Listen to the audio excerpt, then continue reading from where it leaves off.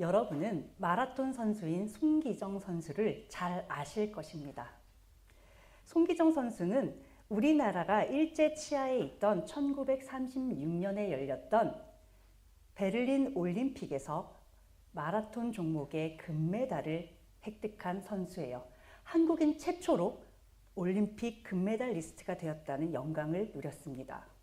그러나 그는 일제강점기라는 그 시대적 상황 가운데 일본의 국가대표로 그 대회에 참여하게 된 것입니다. 그러다 보니 가슴에는 일장기를 달고 그 대회에 출전할 수밖에 없었어요. 금메달을 목에 거는 영광스러운 순간에서도 그는 기뻐할 수가 없었습니다. 손기정, 대한민국이라는 이름으로 그 대회에 참여하지 못하고 일본의 대표 선수로 손기태이라는 그 이름을 달고 나갔기 때문이에요. 그러나 그의 금메달 소식은 당시 일제 치하에서 고통받고 있던 우리 국민들에게는 엄청난 희망의 메시지가 되었습니다. 그는 사람들에게 위대한 영웅으로 추앙받게 되었고 사람들은 그의 이름을 특별히 사랑하며 지금까지도 기억하고 있습니다. 그는 이후 88 서울올림픽에서 첫 번째 성화 봉송주자가 되어 활약하기도 했습니다. 우리나라에는 송기정 선수 외에도 황영조 선수라든지 이봉주 선수와 같이 마라톤 분야에서 활약했던 선수들이 있죠. 그러나 여전히 많은 사람들은 마라톤 하면 손기정이라는 이름을 떠올리고 있습니다. 그런데 여러분, 혹시 여러분께서는 마라톤 선수 남승용이라는 선수의 이름을 알고 계십니까? 들어본 적이 있으세요? 다들 우리에게는 다소 생소한 이 이름의 선수는 놀랍게도 이 베를린 올림픽에서 송기정 선수가 금메달을 달고 있는 그 순간에 옆에서 함께 동메달을 딴 선수라고 해요. 올림픽에 앞선 국제 마라톤 대회나 올림픽 대표 선수를 선발하는 그 선발전에서 모두 손기정 선수를 제치고 남승용 선수는 1위를 할 정도로 아주 실력이 출중한 선수였습니다. 광복 이후에도 남승용 선수는 송기정 선수와 함께 후배 양성을 위해 함께 많은 활약을 했다고 합니다. 그러나 우리가 이만큼이나 남승용이라는 이름에 익숙하지 않은 이유는 세상은 오직 1인자 또는 영웅만을 기억하고 그들에게만 유독 스포트라이트를 비추기 때문입니다. 기록은 늘 1등의 이름으로 남고 역사는 위대한 성취를 이룬 사람들을 중심으로 돌아가는 것처럼 보여요. 1등, 최초, 최고, 챔피언, 선구자, 선두주자 이런 단어들을 우리는 끊임없이 듣고 있습니다. SNS를 보면 성공한 사람들의 성공 신화로 넘쳐나고 있습니다. TV의 뉴스는 언제나 누가 정상에 올랐는가 이것을 보도하고 있어요. 그러다 보니 많은 사람들의 마음속에는 자연스럽게 나도 누군가에게 인정받는 일을 하고 싶다. 나도 그런 사람이 되고 싶다라는 생각이 자연스럽게 생겨나고 있습니다. 우리가 어린 시절 꿈꾸었던 장래 희망만 보더라도 그렇죠. 대통령이나 발명왕, 금메달리스트 누구나 한 번쯤은 최고의 자리를 꿈꾸며 자라납니다. 어른이 되면서 최고의 자리와는 점점 멀어지는 그런 삶을 살게 되고 현실에 안주하게 되면서도 우리의 마음 한켠에는 여전히 그래도 특별한 사람으로 남고 싶다라는 그런 갈망이 남아 있습니다. 그런 우리들에게 세상은 늘 속삭이고 있죠. 사람들의 인정을 받아야만 가치가 있는 인생이야. 사람들의 인정을 받기 위해서는 최고가 되어야만 해. 이렇게 말입니다. 그래서 우리는 끊임없이 타인과 자신을 비교하고 있습니다. 경쟁하고 스스로가 만약에 그 기대에 미치지 못한다는 생각이 들 때면 마음이 조급해집니다. 우울해지곤 해요. 그러나 모든 사람들이 영웅이 될 수는 없습니다. 대부분의 사람들은 역사의 이름을 날릴 만한 그런 순간을 인생 가운데 경험하지 못한 채 하루하루를 살아가고 있어요. 도리어 큰 변화를 일으키는 주인공이 되기보다는 이미 정해진 자리에서 묵묵히 버텨내는 역할을 맡는 경우가 훨씬 더 많습니다. 그러다 보니 마음속의 갈망과 현실 사이에 이 간극이 생기게 되죠. 그런데 이 간극을 받아들이고 그래 나는 이런 사람이야 라고 인정하고 살아가면 그는 그 안에서 또 충분히 만족할 만한 삶을 살아갈 수 있지만 이 간극을 인정하지 못하게 될 경우 마음의 병을 얻기도 합니다. 자신의 인생인 가치가 없는 것으로 여겨져 비관하거나 절망하고 좌절하며 아주 불행한 인생을 살 수밖에 없습니다.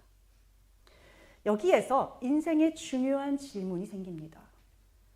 영웅이 되지 못한다면 우리의 삶은 과연 의미가 없는 것일까요? 눈에 띄는 성취가 없고 사람들에게 박수를 받을 만한 업적을 갖고 있지 않다면 과연 우리는 가치가 없는 존재인 것일까요? 무엇보다 하나님께서는 이런 우리를 어떤 시선으로 보고 계실까요? 오늘 본문의 말씀은 영웅만을 인정하는 세상의 기준과는 사뭇 다른 하나님의 시선을 우리에게 보여주고 있습니다. 하나님은 한 시대를 열고 개척한 사람이나 시대를 뒤흔드는 사람들뿐만 아니라 그들이 읽어놓은 그 시대를 무너지지 않도록 지탱하며 견뎌내고 다음 세대로 이어주고 있는 역할을 감당해낸 사람들의 믿음 역시도 귀하게 보고 계시고 귀하게 사용하고 계십니다. 성경에는 아브라함이나 모세, 다윗, 사도 바울 등 새로운 시대를 연 개척자들이 등장합니다. 히스기야나 요시야 또 다니엘처럼 불의와 절대로 타협하지 않고 믿음의 방향성을 잃지 않는 지도자들도 있죠. 반면 이삭과 디모데처럼 조용히 시대를 견뎌내며 묵묵히 믿음을 다음 세대로 연결해주는 다리의 역할을 감당해낸 인물들도 있습니다. 본문의 주인공인 남유다의 요담 왕은 북이스라엘이 정치적으로 극도로 악하고 혼란했던 시대에 묵묵히 신앙의 선을 지켜낸 왕입니다. 오늘 본문의 말씀은 그에 대해 단 7개의 절로 기록하고 있어요. 남유다 왕의 경우에 역대기를 통해 그의 삶에 대해 더 많은 정보를 얻을 수 있습니다. 그러나 요담 왕의 경우에는 역대기의 기록조차도 단지 9절만 기록하고 있어요. 남유다의 멸망을 앞둔 그 시기의 왕들을 제외하고는 역사상 가장 짧은 기록을 남긴 왕입니다. 역대하 27장 2절 말씀입니다. 요담이 그의 아버지 우시아의 모든 행위대로 여호와 보시기에 정직하게 행하였으나 여호와의 성전에는 들어가지 아니하였고 백성은 여전히 부패하였더라. 역대하의 기록을 보면 요담은 아버지 우시아의 모든 행위대로 여호와께서 보시기에 정직하게 행한 왕이었다고 기록하고 있습니다. 그는 아버지 우시아와는 달리 성전에는 들어가지 않았다고 기록하고 있는데 이것은 성소에 들어가 향단에 분향을 하려 했던 그의 아버지의 교만함을 답습하지 않고 왕으로서 지켜야 할 그 적정선을 지켰다는 것을 의미합니다.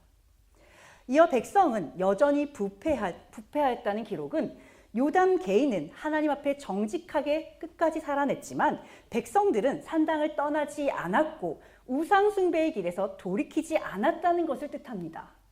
이와 같은 기록은 그 자신은 선한 인생을 살았음에도 불구하고 백성들에게는 선한 영향력을 끼치지 못했다는 것으로 보여요. 그래서 이 부분을 그의 신앙의 한계로 지적하는 분들도 있습니다.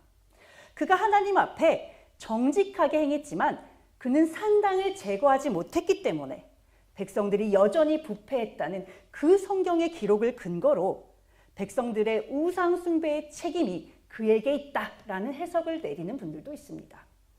그러나 우리가 지금까지 계속해서 살펴보았던 이전 왕들의 기록을 돌이켜보건대 하나님 앞에 정직한 왕이라고 기록되었고 평가받던 인물들이 끝까지 그 정직한 모습으로 남아있던 적은 우리 기억에 없죠. 없습니다. 처음에는 정직하고 겸손한 믿음으로 출발한 그 왕들조차도 하나님이 허락하신 승리에 도취된 뒤에는 교만한 자리에 앉아 하나님을 대적하는 자리에 그렇게 앉아있던 역사를 우리는 숱하게 보며 지금 이 시간까지 왔습니다. 따라서 끝내 하나님 앞에 정직한 도를 행했다는 그 기록 외에는 어떤 기록도 남기지 않는 요담의 행적을 보면 그의 믿음은 앞선 왕들과는 조금 다르구나 라는 것을 볼 수 있어요.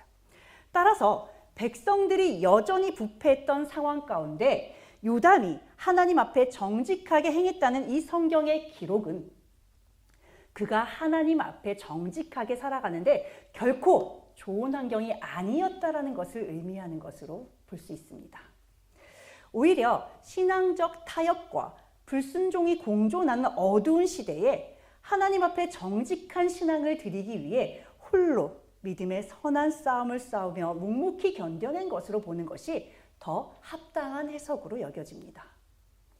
그는 많은 사람들이 영적으로 타락한 그 자리에서 시대의 어두움을 핑계 삼지 않았어요. 오히려 끝까지 신실한 믿음을 지킨 왕입니다. 요담의 삶을 보게 되면 그는 히스기야나 요시야처럼 산당을 제거하고 백성들 신앙의 길로 이끌었던 어떤 카리스마를 가진 그 개혁가의 면모는 보이지 않습니다. 앞선 왕이었던 아사나 여호사밧처럼 하나님만을 의지해서 물리적으로 승리가 불가능했던 그런 전쟁에서 엄청난 승리를 거두는 그런 쾌거를 이룬 인물도 아니었습니다. 그의 삶의 여정에는 사람들이 기대하는 드라마틱하고 스펙타클한 그런 반전은 없었어요. 그럼에도 불구하고 어두운 환경에서 끝까지 하나님 앞에 정직한 왕으로 기억되는 그의 삶 그 자체가 바로 아주 특별한 반전입니다. 이는 어두운 시대를 살아가는 오늘날의 우리 성도들에게는 그 누구보다도 귀한 깨달음을 주는 왕일 것이에요. 우리는 어두운 시대를 묵묵히 정직한 믿음으로 살아낸 그의 신앙을 통해 마지막 때를 끝까지 믿음으로 견뎌낼 지혜를 얻을 수 있습니다.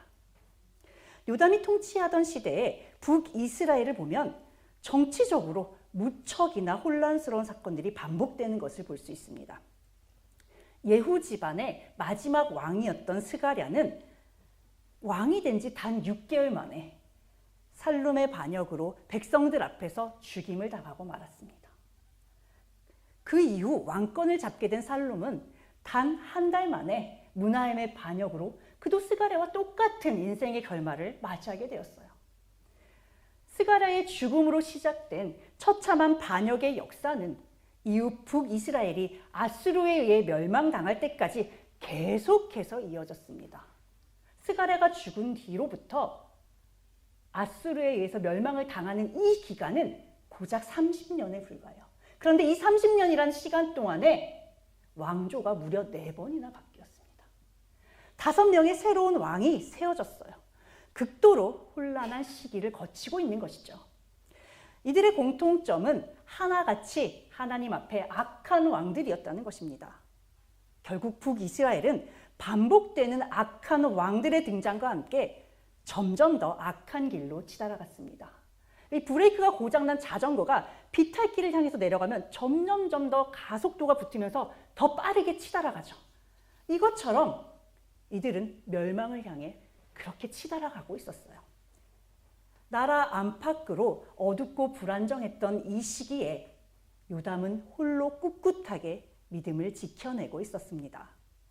우리가 아이들을 키우는 부모님들이라면 아이들의 잘못된 말과 행동에 대해서 훈육할 일들이 꼭 생기죠. 아이들에게 좋은 뜻으로 가르치지만 이때 아이들이 가장 많이 하는 변명이 있습니다. 왜 나만 가지고 그래? 나만 그런 거 아니야. 이 말과 그럼 바보처럼 가만히 당하고만 있어? 이런 말들입니다. 그런데 너무나도 안타깝게도 세상 가운데 믿음의 길에서 벗어난 우리 성도들이 가장 많이 하는 핑계 역시도 이와 똑같다는 것입니다. 목사님, 저만 이렇게 사는 거 아니에요. 믿음으로만 살게 되면 세상에서 바보 소리 듣기 딱 좋습니다. 그런데 여러분, 아무리 엄마가 아이를 이해해 준다고 하더라도 사회의 법이 그 아이의 그 행동과 말을 용납해 주지 않습니다. 그래서 우리는 부모로서 아이들을 훈육하고 세상에 나가서 이 아이들이 인정받고 사람들에게 사랑받도록 해주기 위해서 조심할 것을 아이들에게 끊임없이 당부하고 가르치고 있는 것입니다. 이것과 마찬가지로 성도들이 믿음으로 삶을 살아내지 못하는 것, 우리 목회자들도 똑같이 연약하기 때문에 얼마나 힘들지 알고 있습니다. 그래, 저 성도가 저렇게밖에 할 수 없었겠지. 저희들도요, 100번, 1000번 심적으로는 공감하고 있습니다. 그러나 저희들이 공감해 준다 한들, 모든 사람들이 공감해 주고 인정해 준다 한들, 그것이 하나님께서 정하신 그 길에서 벗어나는 것이라면 하나님 앞에서는 용납될 수 없다는 것을 우리는 명심해야 되는 것입니다. 목회자나 구역장, 또 교사 등 믿음으로 앞선 자들은 이 부분을 놓고 기도를 합니다. 그리고 본인의 성격과 맞지 않아요. 누가 시슨 소리 하는 게 좋겠습니까? 그러나 그 영혼을 사랑하는 마음으로 그 힘듦을 무릅쓰고 권면을 하는 거예요. 특정 상대에게 악한 감정이 있어서 그에게 면박을 주기 위해서 그 말을 하는 것이 아닙니다. 그러므로 권면을 하시는 분들은 정말 충분히 기도하시고 하나님의 뜻을 구하시며 권면하신다는 것을 아셨으면 좋겠어요. 혹시라도 권면을 받게 되는 위치에 있으시다면 영혼을 위한 진짜 참사랑이 무엇인지를 헤아려 보시고 그 권면을 꼭 마음에 새기시면 좋겠습니다. 권면을 하는 상대가 얼마나 두렵고 떨리는 마음으로 그 자리에서 나에게 이 말을 전해준 것일까? 한번 그 상대의 마음을 오히려 헤아려 주시고 그에게 감사하는 마음을 표현한다면 이미 그 자체로 그는 하나님 앞에 성숙한 신앙의 모습을 회복한 자로 서게 되는 것입니다. 역대하 27장 6절입니다. 요담이 그의 하나님 여호와 앞에서 바른 길을 걸었으므로 점점 강하여졌더라. 지금까지 우리가 살펴보았던 왕들은 집권 초기에는 정직하다고 평가를 받다가도 인생이 성공한 뒤에 교만한 모습을 보이며 안타까운 인생의 결과를 맞이하곤 했습니다. 이것이 우리에게 익숙한 결말이에요. 그러나 요담에 대한 성경의 평가는 이와는 달랐습니다. 그는 끝까지 하나님 여호와 앞에서 바른 길을 걸었으므로 점점 강하여졌다는 평가를 받고 있습니다. 그가 드라마틱한 성공이나 승리 또 업적을 갖고 있지는 못한 왕이었음에도 불구하고 그의 신앙이 특별하게 여겨지는 이유예요. 그가 왕으로서 일궈낸 업적을 보게 되면 아버지 우시야 시대에 무너졌던 성전 문을 건축하고 성벽을 보강하는 등 나라의 기초를 정비하는 것들이었습니다. 이것은 확장을 하고 나라를 더 부강하게 발전시켰다기보다는 유지에 가까운 사역이었어요. 이후 그의 뒤를 이어 왕이 되었던 아하스 왕은 악한 왕이었습니다. 그리고 남유다는 그 이후에 서서히 쇠락의 길을 걷게 되었어요. 하지만 끝까지 하나님 앞에 정직했던 그의 신앙은 남유다가 북이스라엘처럼 급속도로 망가지지 않도록 지켜주는 완충장치의 역할을 했어요. 또한 악한 아하스 왕 이후에도 다윗의 언약의 흐름 속에서 왕권과 신앙의 맥이 끊어지지 않고 그 다음 세대에게로 이어질 수 있도록 영적 토양을 보존하는 위치에 있었습니다.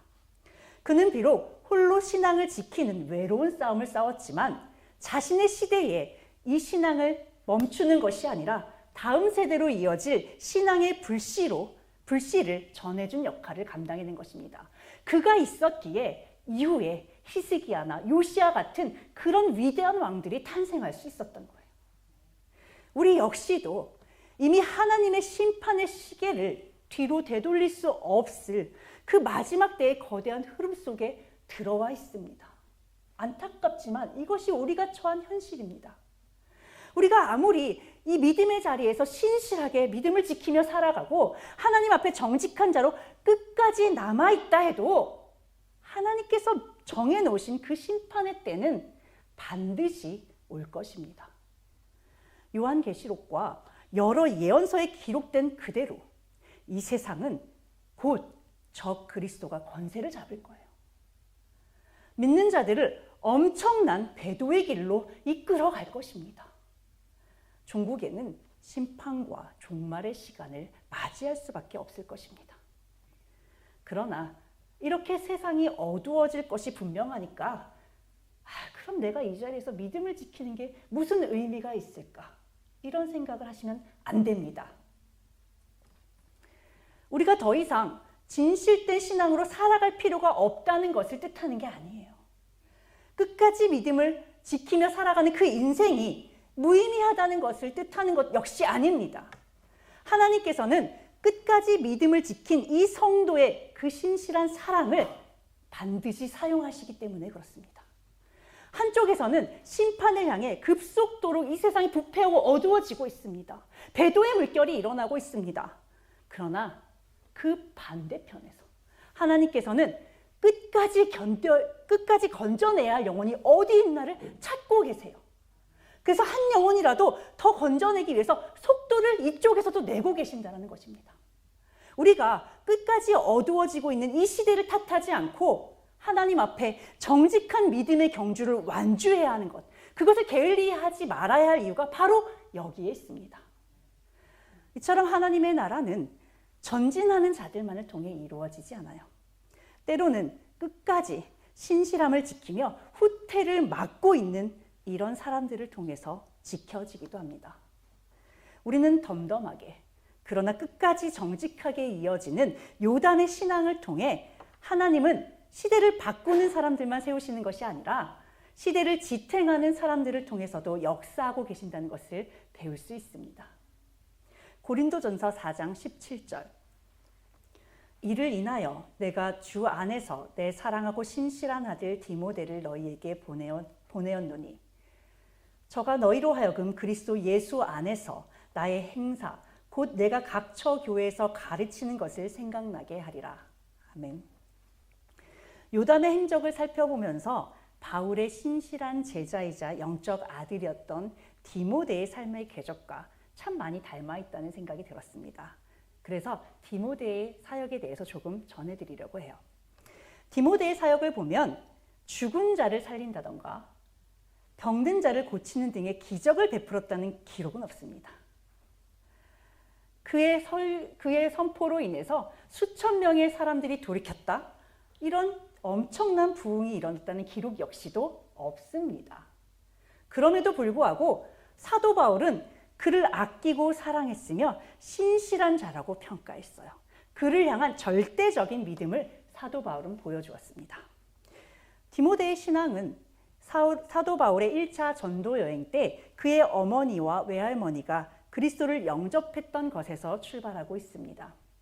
신실했던 외할머니와 어머니의 신앙 가운데 디모데는 어려서부터 성경을 가까이 하며 자랐어요. 그는 루스드라와 이고니아 지역에서 믿음의 형제들로부터 칭찬을 받을 정도로 그 믿음이 성장했습니다. 사도 바울은 2차 전도여행 시기에 그가 1차 전도여행 시기에 이제 복음을 뿌렸던 그 지역들을 돌아다니며 2차 전도여행 때는 그들의 믿음을 세워주는 그런 여행을 했거든요.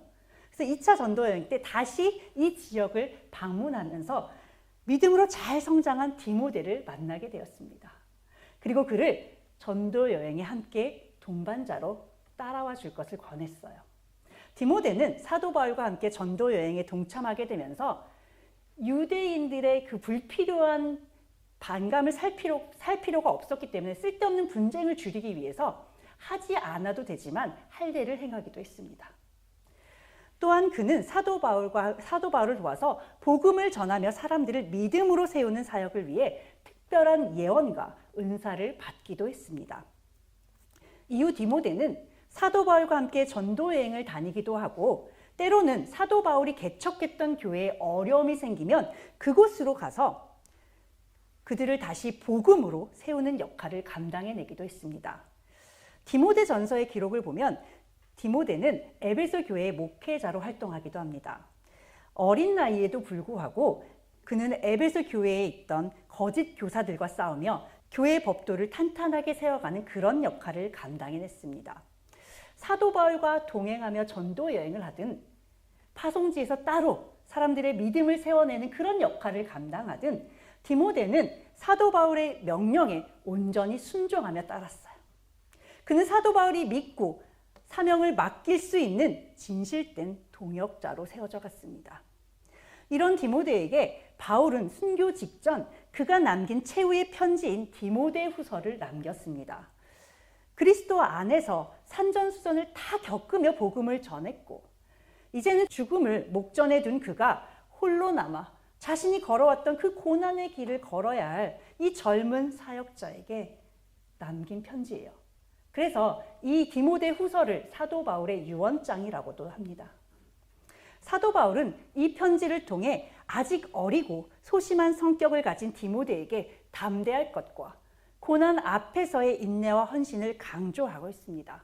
목회자로서 갖추어야 할 덕목을 하나하나 세심하게 기록하는 것을 볼 수 있어요. 디모데의 사역을 진심으로 걱정하며 진심으로 격려하는 내용이 그 편지에 담겨져 있습니다. 그러면서도 자신의 죽음을 직감했던 것인지 이 편지의 말미에는 속히 나에게로 오라는 사도 바울의 부탁의 말씀이 담겨져 있습니다. 디모데가 이 편지를 받고 죽음을 앞둔 스승을 방문하고 그의 임종을 지켰는지 또 그 이후에 그가 어떤 삶을 살았는지는 우리는 알 수 없어요. 성경이 기록하고 있지 않습니다. 그에 대한 성경의 기록조차도 바울의 생애와만 관련해서 남아있을 뿐이에요. 그래서 그의 말년이 어떠했는지 분명하게 우리는 알 수 없습니다. 다만 기독교의 전승에 따르면 에베소의 감독이었던 그는 도미티아누스 황제의 박해 시기였던 AD 90년경에 순교한 것으로 전해지고 있습니다. 어쩌면 이런 디모데의 삶은 사도 바울이라는 거대한 영적 스승의 그림자에 가려진 그런 초라한 삶으로 여겨질 수 있습니다. 그러나 사도 바울이 그를 사랑하고 신실한 아들이라고 하였고 믿음 안에서 참 아들이라고 부를 정도로 그는 사도 바울에게 있어서는 훌륭한 동역자이자 위로자였습니다. 비록 화려하게 드러나는 삶은 아니었지만 디모데의 무조건적인 순종과 헌신은 사도 바울의 신앙과 교리가 다음 세대로 이어지는 다리의 역할을 했습니다. 이후 이 복음이 이름도 없이 빛도 없이 충성한 수많은 믿음의 사람들을 통해 전수되었기 때문에 오늘날 우리 역시도 사도 바울의 가르침을 그대로 배울 수 있는 이 놀라운 역사가 가능한 것입니다. 오늘날 대부분의 성도들은 사도 바울의 영성을 본받기를 원하고 있어요. 사도 바울의 신앙을 롤모델로 삼는 것을 많이 볼 수 있습니다. 그러나 정작 사도 바울이 걸어갔던 그 믿음의 길을 그대로 따라하는 것은 부담스럽게 여기죠. 이것이 목회자에게만 국한된 아주 특별한 영성으로 여기는 경우도 많습니다. 그러나 그리스도를 닮아가기 위해 자신을 깎고 다듬는 성도의 삶의 여정과 헌신의 깊이는 목회자나 평신도가 절대 다를 수가 없습니다. 사도 바울 역시 내가 그리스도를 본받는 것과 같이 너희는 나를 본받는 자가 되라 이렇게 말하고 있어요. 이 말은 성도들에게는 큰 부담이 될 수 있습니다.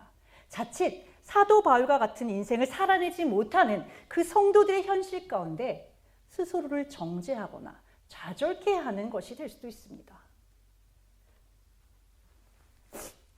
그러나 이 말씀의 핵심은 바울의 삶 그 자체를 똑같이 답습해내라는 그런 의미가 아니에요. 그리스도를 향한 방향성을 향해 나아가는 그 발걸음을 멈추지 말라는 데 있습니다. 즉 사도 바울의 삶은 그래도 성도라면 이 정도까지는 해야지 라는 기준을 제시하는 것이 아니라 이 방향성을 잃지 말아라 라는 나침반으로 봐야 되는 것입니다. 이런 사도 바울의 영성의 핵심은 그런즉 이제 내가 사는 것이 아니요 오직 내 안에 그리스도께서 사시는 것이라는 갈라디아서 2장 20절의 말씀에 그대로 담겨 있습니다. 다시 말해 바울의 영성은 극단적 자기 부인이나 초월이 아니라 그리스도와의 관계 안에서 흘러나오는 자연스러운 삶의 모습으로 이해되어져야 합니다. 그러므로 그가 걸었던 그 신앙의 길과 그의 충성과 열정은 그리스도를 따르는 성도라면 누구나 추구해야 할 바가 되는 것입니다. 바로 이 지점에서 디모데와 같은 제자들의 역할이 너무나도 중요합니다. 사실 바울 곁에 있었던 이 디모데라는 사람은요, 굉장히 소심한 사람이었어요. 그리고 바울이 그의 건강을 걱정했을 정도로 몸이 연약했었어요. 바울보다 훨씬 더 평범한 인생을 살았던 사람이었습니다. 그럼에도 불구하고 바울의 신앙이 디모데를 통해 2000년이라는 긴 시간과 물리적 거리를 뛰어넘어 오늘날 우리에게까지 전달된 것을 통해 우리는 어떤 신앙의 자세를 가져야 하는 것인지 배울 수 있어요. 우리는 모두 순교하지 않아도 한 시대를 여는 위대한 영웅이 아니더라도 얼마든지 각자가 서 있는 그 자리에서 하나님께서 맡기신 사명을 감당해낼 수 있습니다. 눈에 보이지 않고 세상 사람들이 인정하지 않아도 하나님은 다음 세대를 위한 통로가 되고 있는 그 삶을 귀하게 사용하실 거예요. 또한 끝까지 조용히 견뎌낸 그 믿음을 기억하실 것입니다. 비록 성경에서 길게 조명되지는 않았지만 여호와 앞에서 바른 길을 걸었다는 하나님의 평가를 받는 요담의 삶은 그러므로 결코 가벼운 삶이 아니었습니다. 위대한 스승의 뒤를 이어 그저 따르기만 했던 디모데의 삶은 사도 바울과 그 쓰임이 달랐을 뿐 결코 신앙의 깊이와 열정은 그보다 얕지 않았습니다. 그들은 무너지는 시대 속에서 처절한 박해의 현장에서 눈에 띄는 활약을 하진 않았지만 신앙의 기준을 끝까지 지킨 사람들입니다. 당장 사람들에게 인정받는 보암직한 열매를 맺지 못했을지라도 끝까지 하나님 앞에 신실함을 포기하지 않았던 그 누구보다도 멋진 신앙인들이었습니다. 그리고 하나님께서는 그들의 변치 않는 신앙을 가지고 하나님의 역사를 계속해서 지속해 가고 계십니다. 우리는 지금 아주 평안하고 풍요로운 시대를 살아가고 있습니다. 그러나 이 평안과 풍요가 언제까지 지속될 수 있을지 늘 불안한 마음으로 이 시대를 지나고 있어요.